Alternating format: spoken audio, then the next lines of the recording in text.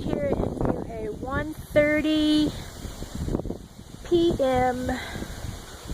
Today is Thursday, September the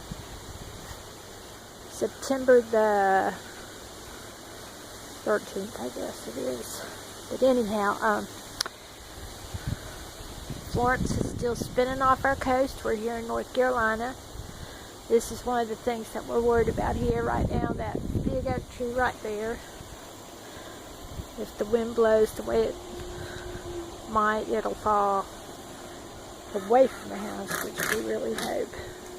Not too worried about that one, except maybe for the car, for those. But you see, we have nothing but trees.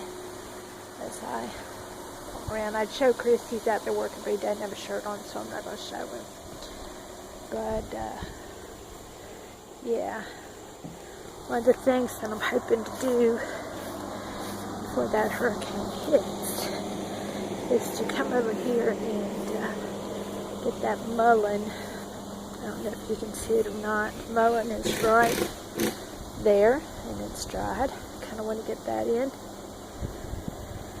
And yeah, we're just kind of hunkering down waiting, see what happens. I told him I wasn't showing you, you don't have your shirt on. But I will show his fence that he is working on. This is the end of the road moat. Now what did we say we were going to call it? Fort Lincoln? It's looking good. He's really been working hard. I bet you're trying to get to the end there today, aren't you? No. Not. No? No. Is this it? This is it. Okay, do I need to turn the camera away so you can go through without your shirt? Yes. I think you look nice without your shirt. Well, thank you. We're not running the skin channel.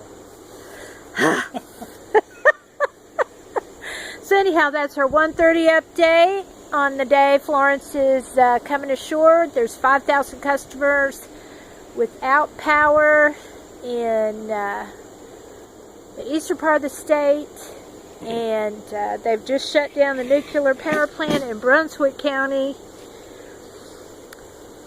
and Topsail Beach is already almost underwater. So, well, the beach, not people there, but anyhow, wind's picking up a little. That branch will probably come down, let's just be honest. So, yeah, we'll keep you updated. Do appreciate the breeze, though. Tell you Yep. what.